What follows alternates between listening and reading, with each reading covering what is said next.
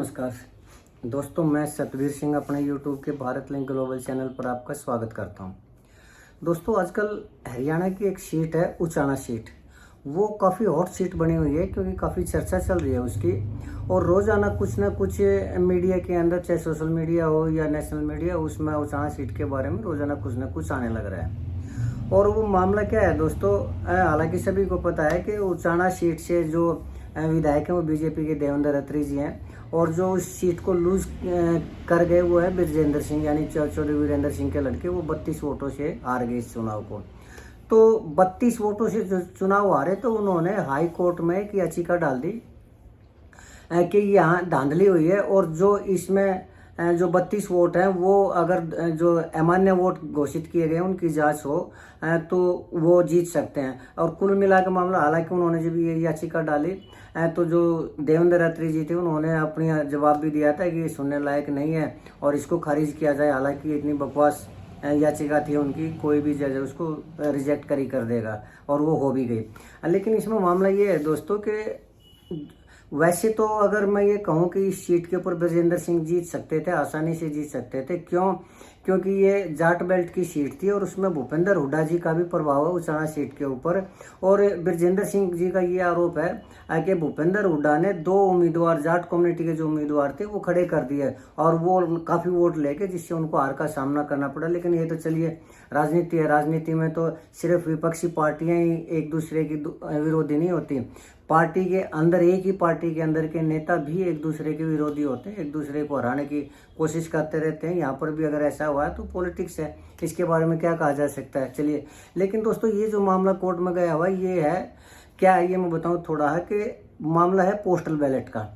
Postal ballot का मतलब डाक मत, यानी जो कर्मचारी कहीं बाहर नौकरी करते हैं, जैसे मिलिट्री में है, बाहर पुलिस में है, या और सरकारी कर्मचारी हैं, तो वो भी अपना वोट कैसे डाले, तो वो डाक द्वारा अपना वोट डालते हैं।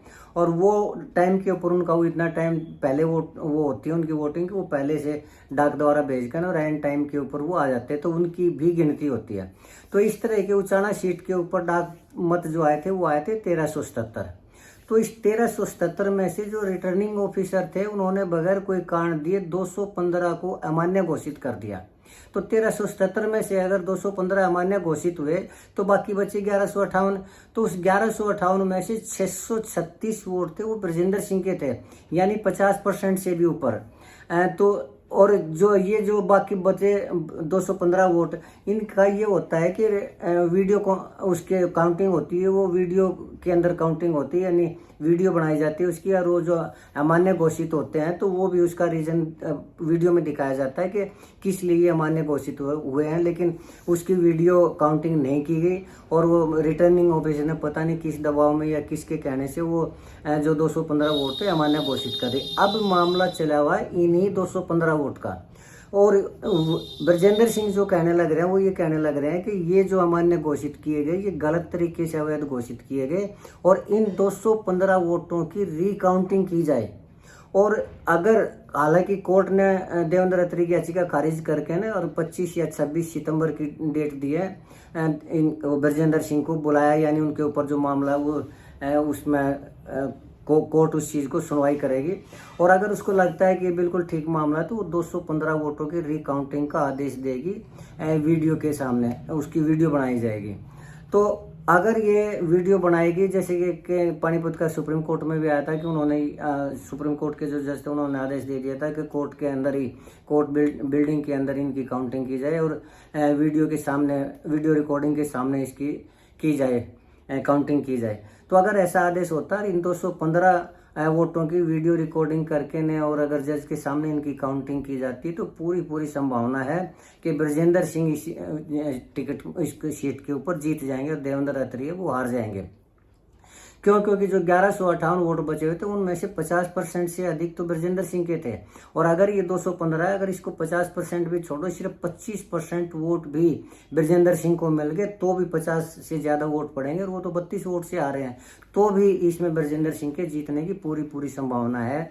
और अगर ये सीट जीतती है ब्रजेंद्र सिंह जीते तो कांग्रेस की जो सीट है उसमें 1 की बढ़ोतरी हो जाएगी और जो बीजेपी है उसमें 1 सीट घट जाएगी, यानी 48 से 47 हो जाएगी। हालांकि अटेली की 1 सीट हो रहा है, उस पर भी रिकाउंटिंग की बात चलने लग रही है, कोर्ट में मामला गया हुआ, उसमें भी देखो क्या होता है। लेकिन अगर सरकार के ऊपर इसका क्या प्रभाव पड़ेगा, इस चीज़ की बात करें तो अगर ये उचाना की सीट भी बीजेपी हार जाती है और अगर किसी वजह से अटेली की जो आरती राव जी है वो भी हार जाते हैं तो कांग्रेस बीजेपी के ऊपर, सरकार के ऊपर इसका कोई असर नहीं पड़ता। क्यों? क्योंकि 48 सीटें आज के दिन अगर तो हार भी गई तो 46 सीटें बीजेपी के पास हो जाएंगी, तो बहुमत के लिए तो 40 सीटें ही चाहिए, तो भी उसका बहुमत रहेगा।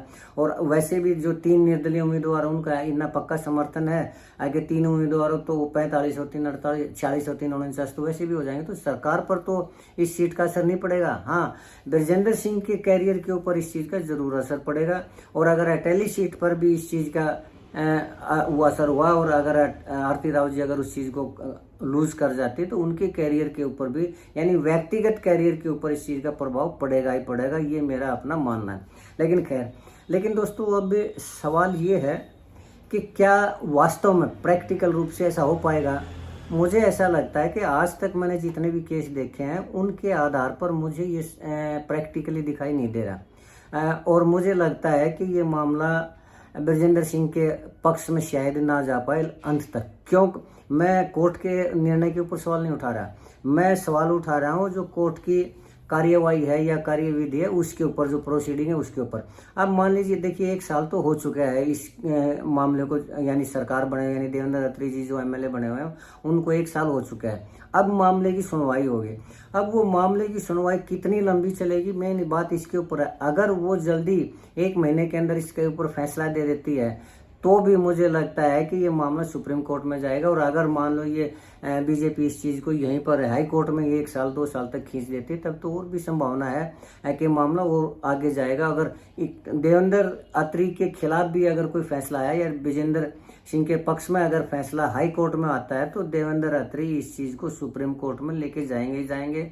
और वहाँ पर अगर 2 साल 3 साल और निकल गए तो तब तक तो अगले इलेक्शन हो जाएंगे। अब आप सोचते होंगे ऐसा कैसे संभव होता है? ऐसा संभव इसलिए कि पहले हो चुका है और मैंने कम से कम 50 ऐसे इलेक्शनों के रिजल्ट देखे हैं जिन्होंने सरासर ये दिखाई दे रहा था कि विरोधी उसमें जीतने लग रहा है, लेकिन साठगांठ के द्वारा या किसी भी वजह से दूसरे उम्मीदवार को जिताया गया और जो उसमें हार गया वो कोर्ट में गया और फैसला आया लगभग 5 साल के बाद, यानी तब तक अगले इलेक्शन की जो वो शुरू हो जाती है प्रक्रिया। तो अगर अगले इलेक्शन की प्रक्रिया यानी अब 2029 में इस चीज़ को अगर बीजेपी इस चीज़ को खींच देती है, लंबा खींच देती है, हाई कोर्ट के बाद सुप्रीम कोर्ट और सुप्रीम कोर्ट में भी अगर फैसला आता है 2029 में, तो मुझे लगता है कि फिर उस फैसले की कोई भी वैल्यू नहीं रहेगी, किसी भी तरह की वैल्यू नहीं रहेगी। और देवेंद्र अत्री मुझे लगता है कि उस हिसाब से 5 साल तक विधायक रहेंगे ही रहेंगे। क्यों? क्योंकि जब तक कि क्लियर सुप्रीम कोर्ट तक का इस चीज़ में नहीं आ जाता, डिसीजन नहीं आ जाता, तब तक उनको हटाया नहीं जा सकता। क्यों? क्योंकि संभावना यही रहती है हो सकता है यहाँ हाई कोर्ट से कोई गलती होगी हो या और कोई वो, लेकिन सुप्रीम कोर्ट में मामला जाएगा ही जाएगा। और उसमें मेन बात डिसीजन की नहीं है, इसमें हाई कोर्ट के डिसीजन की कोई वो नहीं है कि हाई कोर्ट के डिसीजन में कोई शक होगा या और हाई कोर्ट का डिसीजन क्लियर आ जाएगा। लेकिन मेन बात है टाइम को लंबा खींचने की, और मुझे पूरा यकीन है कि टाइम लंबा खींचेगा ही खींचेगा, सुप्रीम कोर्ट में केस जाएगा ही जाएगा। और जैसे कुलदीप बिश्नोई के 2009 में उसके 5 विधायक भूपेंद्र हुड्डा के उसमें चले गए थे, तो उनकी को अवैध घोषित करने के लिए, उनके विधायक की वो खत्म करने के लिए सुप्रीम कोर्ट तक मामला गया और वो 2009 का मामला 2014 में फैसला आया था। और वो 5 साल तक जो कुलदीप बिश्नोई की पार्टी के हरियाणा जनहित कांग्रेस के विधायक थे, वो 5 साल तक उन्होंने आराम से सरकार का समर्थन भी किया, सरकार के मलाईदार पदों पर भी रहे और खूब पैसा भी कमाया। और यहाँ पर भी मुझे ऐसा लगता है कि तकनीकी रूप से भले ही ब्रजेंद्र सिंह के पक्ष में मामला हो, लेकिन प्रैक्टिकल रूप से ये मामला लंबा खींचेगा, सिर्फ हाई कोर्ट तक नहीं रहेगा। और ये मामला मुझे लगता है कि जाकर 2029 के आसपास का फैसला हो पाएगा।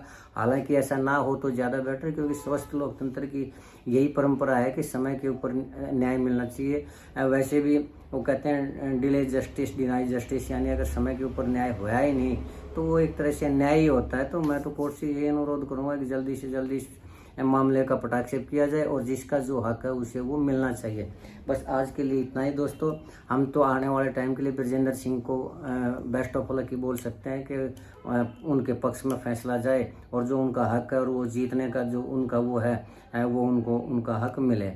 बस आज के लिए इतना ही दोस्तों। मुझे उम्मीद है कि आपको मेरी ये वीडियो पसंद आई होगी। अगर आपको लगता है कि मैं सही बोल रहा हूँ और मेरा कहना सही है तो मैं आपसे प्रार्थना करूँगा कि आप मेरे इस वीडियो को लाइक करें, शेयर करें और कमेंट करें दोस्तों, और मेरे वीडियो को हाइप ज़रूर करें। और अगर आपको लगता है कि मेरा सोचना गलत है तो भी आपसे अनुरोध करूँगा कि आप मेरे इस वीडियो पर कमेंट करें ताकि मैं अपने आप को करेक्ट कर सकूँ। और चलते चलते ये निवेदन करना चाहूँगा कि आप मेरे इस चैनल को सब्सक्राइब ज़रूर करें ताकि इसी तरह की वीडियो मैं आपके सामने लाता रहूँ। आपने मेरा ये वीडियो देखा इसके लिए आपका बहुत बहुत धन्यवाद। नमस्कार, जय हिंद, जय भारत।